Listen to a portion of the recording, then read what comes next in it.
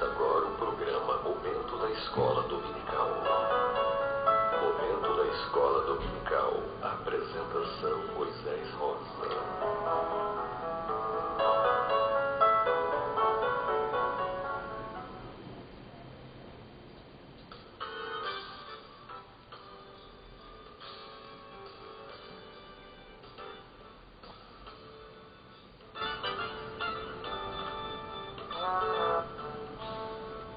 A paz do Senhor a todos os nossos ouvintes desta bonita cidade de Londrina, bem como aos irmãos que nos acompanham no estado do Paraná, no Brasil ou em qualquer parte do mundo.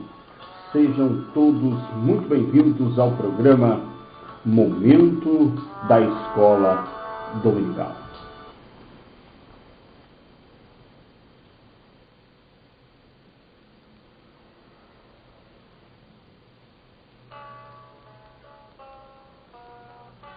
Em nosso programa de hoje, faremos um breve resumo da lição de número 6 de nossa revista Lições Bíblicas, editada pela CPAD, Casa Publicadora das Assembleias de Deus, que neste quarto trimestre de 2013 trata sobre o importante assunto Sabedoria de Deus para uma vida vitoriosa.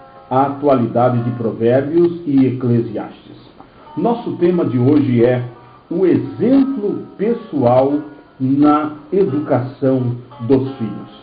Só lembrando que esta lição de hoje será lecionada no próximo domingo, dia 10 de novembro de 2013, em todas as igrejas Assembleias de Deus que adotam as lições que são fornecidas pela CPAD, Casa Publicadora das Assembleias de Deus. Façamos a leitura da verdade prática de nossa lição de hoje, que nos diz o seguinte: a melhor forma de se educar um filho é através do exemplo, pois as palavras passam, mas o exemplo permanece. Em nosso programa de hoje, uma vez mais, comprovaremos a atualidade do livro de Provérbios. As orientações neles constantes constituem-se numa ferramenta extremamente útil a todas as pessoas que porfiam na senda luminosa que Cristo nos trilhou. Com foco em nossa lição, o exemplo pessoal na educação dos filhos, queremos conversar com os irmãos a respeito de 3 pontos fundamentais postos pelo pastor José Gonçalves, nosso comentarista desse trimestre. São eles: a importância dos limites, ensinando através do exemplo e, por fim, educação integral. Espero trazer aos irmãos uma palavra que possa acrescentar o conhecimento que você, meu prezado e querido irmão e ouvinte, já tem nessa difícil tarefa que é a tarefa de educar os filhos.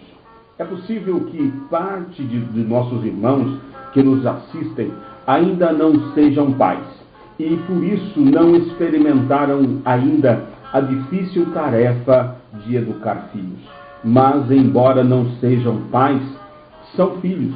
E, na condição de filhos, eventualmente podem trazer dentro de si algum sentimento prejudicial à fé e também à boa e necessária convivência que um filho deve ter para com os seus pais. Assim, com base em Hebreus, na carta escrita aos Hebreus, no capítulo 4, versículo 12, que assim nos diz: porque a palavra de Deus é viva e eficaz, e penetrante, mais penetrante do que espada alguma de 2 fios, e penetra até a divisão da alma e do espírito. Podemos afirmar que Deus quer retirar, se eventualmente existir, esse sentimento de revolta que muitos dos nossos ouvintes nutrem dentro de si contra seus próprios pais, por causa da rigidez extrema que acompanhou a educação recebida, provavelmente na infância. Um dia desses, me dirigi ao templo central da Assembleia de Deus, onde congrego aqui na cidade de Londrina, e encontrei alguns dos irmãos com quem temos alguma afinidade, temos afinidade. Um deles, ao relatar suas experiências de menino, lembrou que seu pai, que era um sujeito muito rígido, quando corrigia com a cinta um dos seus irmãos, todos apanhavam também, que era para um não ficar tirando sarro do outro. Evidentemente que o comentário desse irmão a respeito dessa particularidade familiar por ele vivida em sua infância produziu muitos risos na roda onde estávamos. Contudo, sabemos que hoje em dia métodos como esse devem ser evitados por aqueles que querem dispensar uma correta e eficaz educação no processo de formação dos seus filhos. Na verdade, já entrando no primeiro tópico de nossa lição, precisamos dizer que o ato de educar constitui-se numa verdadeira arte, onde o primeiro desafio parece ser o seguinte: quais devem ser as medidas adequadas para uma boa educação dos filhos e como aplicá-las? Nesse aspecto, a fim de que os filhos tenham muito bem definido o limite que não poderá jamais ser ultrapassado por eles, tanto no trato com as pessoas que integram o ambiente familiar, quanto no trato com as pessoas com quem se relacionam na escola, na casa dos amigos, ou onde quer que seja, o comentarista apresenta para a reflexão duas sugestões de comportamentos que devem ser evitados. E nós falaremos sobre eles na sequência.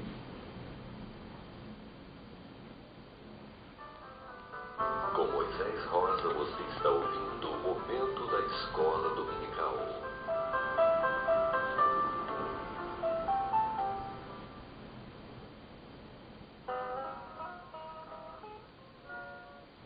A primeira das sugestões do nosso comentarista, que devem ser, são comportamentos que devem ser evitados, não é, pelos pais que promovem a educação de seus filhos. O primeiro deles a primeira das sugestões é que os pais jamais satisfaçam todas as vontades dos filhos, e sim as suas necessidades.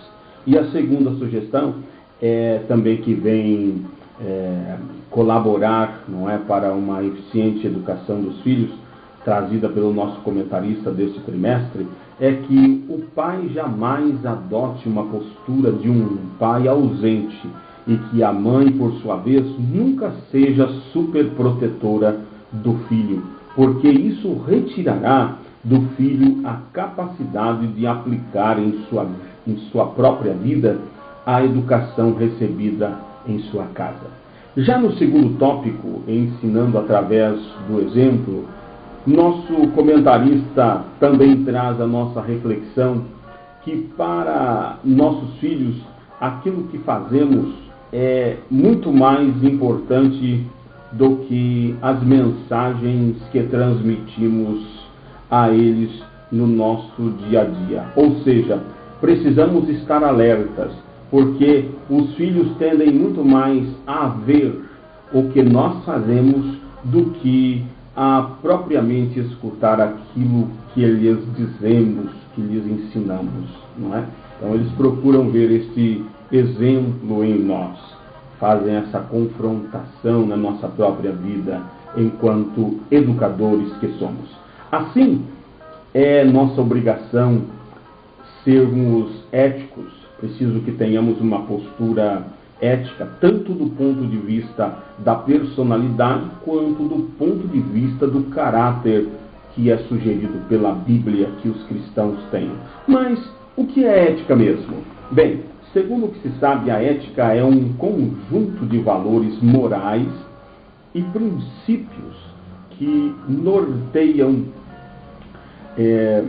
ou servem de base para a conduta das pessoas na sociedade em que estão inseridas. Mas esse conjunto de valores morais e de princípios que as pessoas procuram seguir para se tornarem éticas, é a própria sociedade quem dita. Não podemos nos esquecer disso. Permita-me exemplificar o que estou dizendo.